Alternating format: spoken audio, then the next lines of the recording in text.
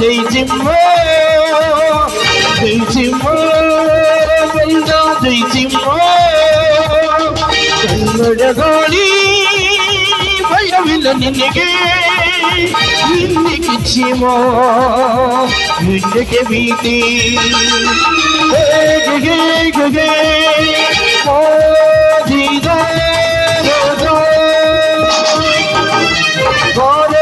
ನನ್ನ ರಾಜ ಬಾರೆ ನನ್ನ ರಾಜ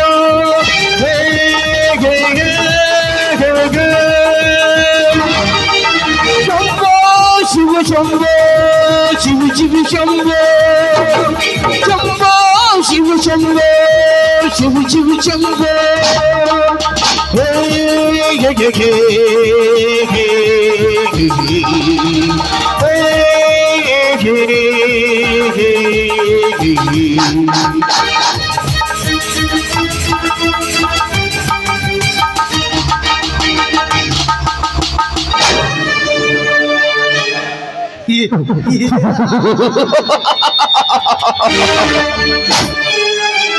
ಇವತ್ತು ಶ್ರಾವಣ ಸೋಮವಾರ ಅಂದರೆ ನಾನು ಮುಟ್ಟಿದ್ದೆಲ್ಲ ಚಿನ್ನ ಆಗುವ ದಿನ.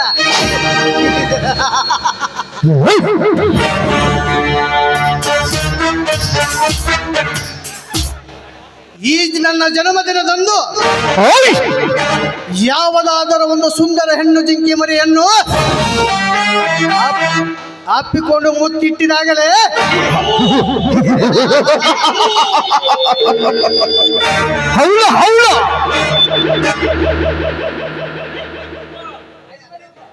ಈ ಊರು ಕೀಳು ಜಾತಿಯ ರಾಮನ ಹೆಂಡತಿ ಸೀತಾ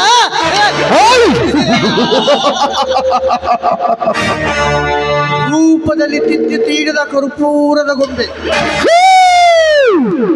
ಇನ್ನು ಅವಳ ಕಣ್ಣುಗಳು ಮಿನುಗುವ ನಕ್ಷತ್ರ ಇದ್ದಂತೆ.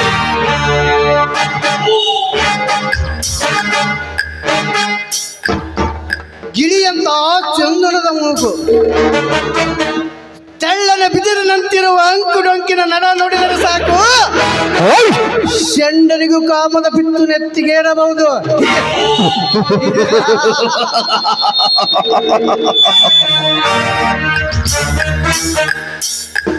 ಆ ಚೆಲುವೆ ಸುಕುಮಾರಿಯನ್ನು ಹೇಗಾದರೂ ಮಾಡು ಎತ್ತಿ ಹಾಕಿಕೊಂಡು ಬಾಂತ ಕೊಟ್ಟು ಕಳಿಸಿದ್ದೇನೆ ನನ್ನ ಅಂಗರಕ್ಷಕನನ್ನು.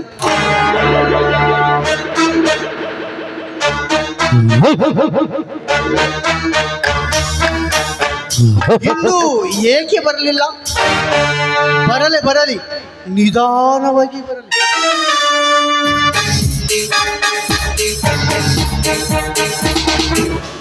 ಆರಿದ ಅಡುಗೆಯನ್ನು ನಿಧಾನವಾಗಿ ಉಂಡರೆ ಹೊಟ್ಟೆಗೆ ಇದ್ದ. ಅದರಂತೆ ಸುಂದರ ಹೆಣ್ಣನ್ನು ಅನುಭವಿಸಬೇಕಾದರೆ ಅವಸರ ಪಡಬಾರದು.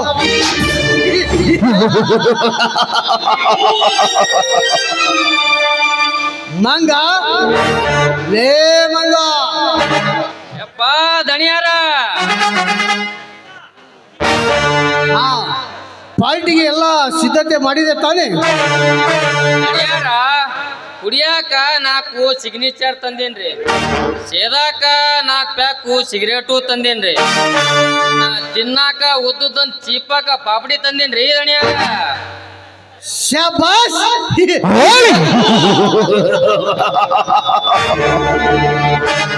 ಊಟಕ್ಕೆ ಏನಾದರೂ ಹೊಸ ಐಟಮ್ ರೆಡಿ ಮಾಡಿದೆ ತಾನೇ? ಸಂಧಿ ಮನಿ ಸಂಘವಾಗ ಹೇಳಿ ಬಂದೇನ್ರಿ ದಣಿಯಾರ.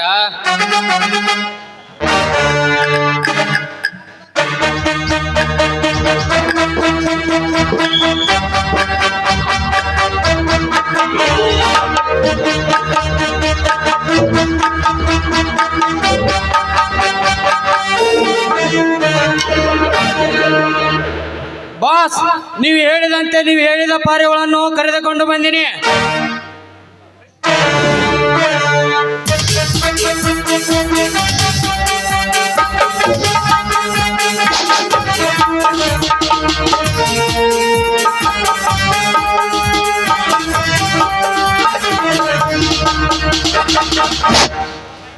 ಸೀತಾ ಓಯ್! ನೀನು ನಮ್ಮೂರ ಜಾತ್ರೆಯಲ್ಲಿ ಹುಟ್ಟ ಇಲ್ಲ ಕೆಲಸೀರೆ ಅಂದ ನೋಡಿದಾಗಲೂ ನನ್ನ ಕಣ್ಣು ಮುಂದೆ ಬಂದು ನಿಂದಿರುತ್ತದೆ ಈ ನಿನ್ನ ರೂಪ. ಅಷ್ಟೇ ಅಲ್ಲ, ನನ್ನ ಮನದ ದೇಹದ ಸುಖ ನಿನ್ನ ದೇಹದ ಸುಖ ಬಯಸುತ್ತದೆ ಸೀತಾ. ನೋಡಿ ಎಮ್ಮೆಲೆ ಅವರೇ, ನೀವು ಈ ರೀತಿ ಪರಸ್ತ್ರೀಯರನ್ನು ಬಯಸಬಾರದು. ನಿಮ್ಮಂಥವರು ನಮ್ಮಂಥ ಬಡ ಹೆಣ್ಣವನ್ನು ಬಯಸುವುದು ತಪ್ಪು. ವಿಚಾರ ಮಾಡಿ. ವಿಚಾರ ಓಯ್! ವಿಚಾರ ಆಚಾರ ಬಾಡು ಮೂಡು ನನಗಿಲ್ಲ ಸೀತಾ. ಓಯ್! ಇವತ್ತು ನಾನು ತೆರೆಗೆ ಬಂದ ಸಂಭ್ರಮದ ದಿನ. ನಾನು ನಿಮ್ಮಂತ ಸುಂದರೊಂದಿಗೆ ಕಾಮದ ಸಪ್ತಸರ ನುಡಿಸಲೇಬೇಕು.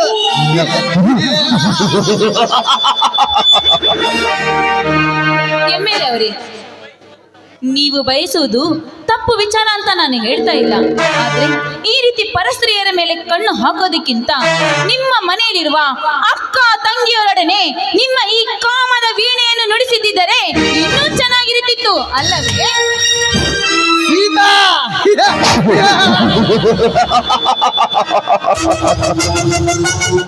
ಎಲುಬು ಇಲ್ಲದ ನಾಲಿಗಿದೆ ಎಂದ ಈ ಎಮ್ಮೆಲ್ಲನಿಗೆ ನೀತಿ ಪಾಠ ಹೇಳ್ತೀಯಾ ಸೂಳೆ? ಓಯ್! ಕಿತ್ತಳೆ ಹಣ್ಣಿನಂತಿರುವ ಈ ನಿನ್ನ ಗುಂಡಾದ ದೇಹದ ತುಂಬ ನನ್ನ ತುಟಿಯಿಂದ ಮುತ್ತು ಕೊಟ್ಟು ನನ್ನ ಕಾಮದ ಜ್ವರ ತಣ್ಣಗೆ ಮಾಡಿಕೊಳ್ಳುವುದೇ ನನ್ನ ಉದ್ದೇಶ. ದೇವೇಂದ್ರ, ಇವತ್ತೇನಾದರೂ ನೀನೇನಾದ್ರೂ ನನ್ನ ಸೆರಗಿಗೆ ಕೈ ಹಾಕಿ ನನ್ನ ಈ ಗರಿತತನದ ಪವಿತ್ರಕ್ಕೆ ನೀನು ಧಕ್ಕೆ ತಂದು ನನ್ನ ಶೀಲಕ್ಕೆ ಕೈ ಹಾಕಿದೆ ಆದರೆ ಪರಿಣಾಮ ನೆಟ್ಟಗಿರೋದಿಲ್ಲ. ಎಚ್ಚರ! ಎಚ್ಚರ! ಓಯ್! ಲೇಹನೆ ದಿವಂಗತ ಕವಿಕಿರಣ ವೆಂಕಟರೆಡ್ಡಿಯವರು ಈ ಸಮಾಜದಲ್ಲಿ ಹುಚ್ಚರಿರುವರ ಎಚ್ಚರಿರು ತಂಗಿ ಎಂದು ನಾಟಕ ರಚನೆ ಮಾಡಿದ್ದಾರೆ. ನೀನು ಕೇಳಿದ್ದೀಯಾ ಇಲ್ಲ ಓದಿದೀಯಾ? ಈ ನಿನ್ನ ಪೌರುಷದ ಮಾತಿಗೆ ಅಂಜಿದರೆ ನನ್ನ ಮೀಸೆಗೆ ಅವಮಾನ. ದೇವೇಂದ್ರ, ದುಡುಕಬೇಡ. ದುಡುಕಿ ನಿನ್ನ ಈ ಸ್ಥಾನಕ್ಕೆ ಅಪವಿತ್ರವನ್ನು ತಂದುಕೊಳ್ಳಬೇಡ. ನೋಡು, ತಾಳಿ ಕಟ್ಟಿದವನೇ ಪರಮಾತ್ಮನೆಂದು ನಂಬಿದವಳು ನಾನು. ಇದೇ ರೀತಿ ಈ ರೀತಿ ನಂಬದಿ ಒಳಗೆ ನೀನು ಶೀಲಕ್ಕೆ ಕೈ ಹಾಕಿ ನಿನ್ನ ಶೀಲವನ್ನು ಹಾಳು ಮಾಡಬೇಡ. ತಾಳಿ ಕಟ್ಟಿದವನು ಓಯ್! ತಾಳಿ ಕಟ್ಟಿದವನು ಪರಮಾತ್ಮನೆಂದು ಈ ಸಮಾಜದ ಮುಂದೆ ನಿಮ್ಮಂತ ಬಣ್ಣದ ಸೋಗಿನ ಗರ್ತೆರು ಸಾಕಷ್ಟು ಮಂದಿ ಕಂಡಿದ್ದೇನೆ, ನೋಡಿದ್ದೇನೆ. ಸೀತಾ, ಯಾರಿಗೂ ಗೊತ್ತಾಗದಂತೆ ಒಂದೇ ಒಂದು ಬಾರಿ ಕದಿಮೆ ಆಟ ಆಡೋಣ ಬಾರ್ರಿ. ನೋಡಿ, ನಾನು ಹುಟ್ಟುತ್ತಳೆ ಬಡತನದಲ್ಲಿ ಬೆಳೆದಿರಬಹುದು, ಆದರೆ ನನ್ನ ಶೀಲವನ್ನು ಮಾತ್ರ ನಾನು ಕಾಯ್ದುಕೊಂಡು ಜೋಪಾನವಾಗಿ ಬಂದಿದ್ದೇನೆ. ನನ್ನ ಕೊರಳಿಗೆ ತಾಳಿ ಕಟ್ಟಿದವನೇ ನನಗೆ ಪರಮಾತ್ಮ ಗಂಡ. ಉಳಿದವರೆಲ್ಲರೂ ನನ್ನ ಅಣ್ಣನ ಸಮಾನ. ಅಣ್ಣ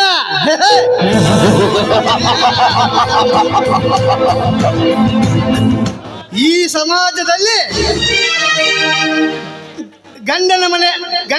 ಪಕ್ಕದ ಮನೆ ಗಂಡಸರನ್ನು ಗಂಡನೆದುರಿಗೆ ಅಣ್ಣ ಎಂದು ಕರೆದು ಗಂಡನಿಗೆ ಗೊತ್ತಾಗದಂತೆ ಅಣ್ಣನೊಂದಿಗೆ ಸಂಧಿಯಲ್ಲಿ ಸೀರೆ ಸರಿಸಿ ಮತ್ತೆ ಈ ಸಮಾಜದಲ್ಲಿ ನಾನೇ ಗೆರತೆ ಎಂದು ಪೋದು ಕೊಡುವ ನಿಮ್ಮಂತ ಮುತ್ತೈದರೆಷ್ಟಿಲ್ಲ ಈ ಸಮಾಜದಲ್ಲಿ.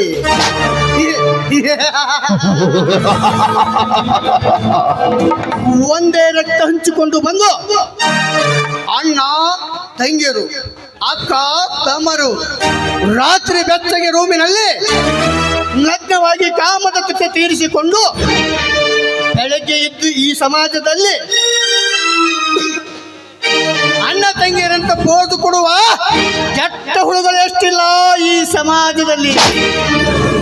ಸೀತಾ, ಗಂಡನ ತಮ್ಮ ಅತ್ತಿಗೆರೆ ಹೆತ್ತ ಮಗ ಇದ್ದಂತೆ. ಗಂಡ ರಾತ್ರಿ ಹೊಲಕ್ಕೆ ನೀರು ವಹಿಸಲು ಹೋದಾಗ ಇಡೀ ರಾತ್ರಿ ಮೈದನೊಂದಿಗೆ ಮಲಗಿ ಅತ್ತಿಗೆರೆಂಬ ಪದಕ್ಕೆ ಅರ್ಥವಿಲ್ಲದಂತ ಮಾಡಿದ ಪಾಪಿ ಅತ್ತಿಗೆ ಮನೆ ಅಷ್ಟಿಲ್ಲ ಸಮಾಜದಲ್ಲಿ.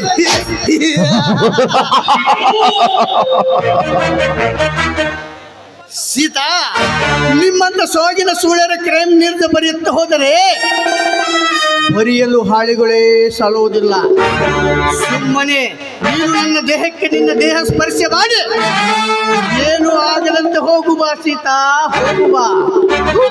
ಮೃಗವೇ, ನೀನು ಒಬ್ಬ ಗಂಡಸ.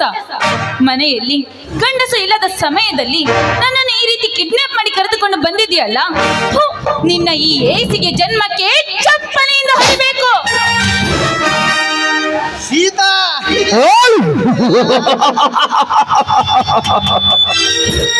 ಈ ದೇವೇಂದ್ರ ಕಣ್ಣು ಇಟ್ಟ ಹೆಣ್ಣುಗಳಿಗೆ ಕೈಯಾಡಿಸಲೇ ಬಿಟ್ಟಿಲ್ಲ, ಬಿಡುವುದೂ ಇಲ್ಲ. ನೀನು ಮನಸ್ಸು ಎಷ್ಟೇ ಕಠೋರು ಮಾಡಿಕೊಂಡರು ನಾನು ಪುಂಗಿನಾದಕ್ಕೆ ನೀನು ನಾಗಣಿ ಅಂತ ನರ್ತನೆ ಮಾಡಲೇಬೇಕು.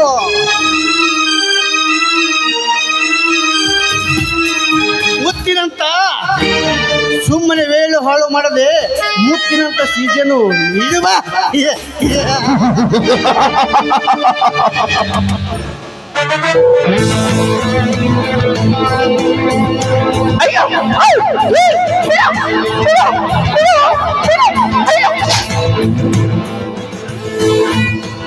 ಇದು ನನ್ನ ಕೈ ಹಿಡಿದದಕ್ಕೆ ನಿನಗೆ ಕೊಟ್ಟಿರುವ ಬಹುಮಾನ. ಇದು ನೆನಪಿರಲಿ. ಸೀತಾ, ಇದು ಬೆಟ್ಟಲ್ಲ, ಹಸಿದಿರೋ ನನ್ನ ಕಾಮದಾಹಕ್ಕೆ ನೀನು ಕೊಟ್ಟ ಮುತ್ತು. ಈ ನಿನ್ನ ಬಳಿಯ ಜಂಡು ಜಂಡು ನಾದದ ಕೇಳಿದ ಅಕ್ಷರ ಕಣ್ಣಿಂದ ತಾನೇ ನನ್ನ ಕಾಮದ ದಾಹವನ್ನು ಸಮುದ್ರದ ಅಲೆಗಳಂತೆ ಅಪ್ಪಳಿಸ್ತಾ ಇದೆ. ಒಮ್ಮೆ ನಿನ್ನ ದುಂಡಾದ ದೇಹವನ್ನು ಒಮ್ಮೆ ಬಿಗಿದಪ್ಪ. ನೋಡಿ, ಈಗ ನಾನು ಮತ್ತವರ ಮನೆಯಲ್ಲಿ ದೀಪವನ್ನು ಹಚ್ಚುವ ಗೃಹ ದೇವತೆ. ನಾನು ದಯವಿಟ್ಟು ನನ್ನ ಶೀಲಕ್ಕೆ ಮಾತ್ರ ಕೈ ಹಾಕಬೇಡಿ. ನನ್ನ ಗಂಡನಿಗೆ ನಾನು ಮೋಸ ಮಾಡಲಾರೆ. ಬೇಕಾದ್ರೆ ನನ್ನ ಪ್ರಾಣವನ್ನು ಕೊಡುವಳು ಈ ಸೀತಾ. ಸೀತಾ, ನಿನ್ನ ಪ್ರಾಣ ಹೋದ ಮೇಲೆ ನಾನು ಮಾಡುವುದಾದರೂ ಏನು? ನನಗೆ ಬೇಕಾಗಿದ್ದು ಈ ನಿನ್ನ ಯೌವನ. ಅದನ್ನು ದಾನ ಮಾಡಿದರೆ ಸಾಕು. ಅನುಭವಿಸಿ ನನ್ನ 42 ಹುಟ್ಟುಹಬ್ಬವನ್ನು ಸಂಭ್ರಮದಿಂದ ಆಚರಿಸಿಕೊಳ್ಳುತ್ತೇನೆ. ಅಯ್ಯೋ ದೇವ, ಹೇಗಪ್ಪ ಕಾಪಾಡಿಕೊಳ್ಳಲಿ ಈ ನನ್ನ ಶೀಲವನ್ನು? ದೇವ್ರೆ, ನೀನೇ ಕಾಪಾಡಪ್ಪ, ನೀನೇ ಕಾಪಾಡು ತಂದೆ. ಸೀತಾ, ನೀನು ಕಣ್ಣೀರಿನಲ್ಲಿ ರುದ್ರಾಭಿಷೇಕ ಮಾಡಿದರು ಆ ದೇವರಿಗೆ ಕಣ್ಣು ಕಾಣಿಸಿದರೆ ತಾನೆ. ಸೀತಾ, ಶೀಲವನ್ನು ಉಳಿಸಿಕೊಳ್ಳಲು ಇಷ್ಟೇಕೆ ಒದ್ದಾಡಿವೆ?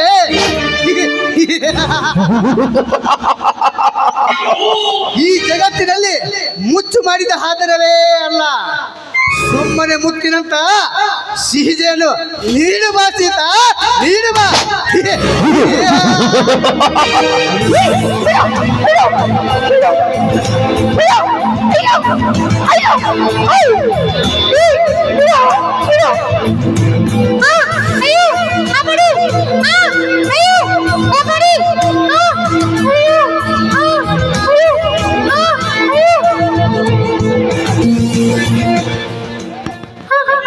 ಎಂತ ನೀತು ಸುಳ ಮಗ ಇದ್ದಿರ್ಬೇಕ್ರಿ ಇವ.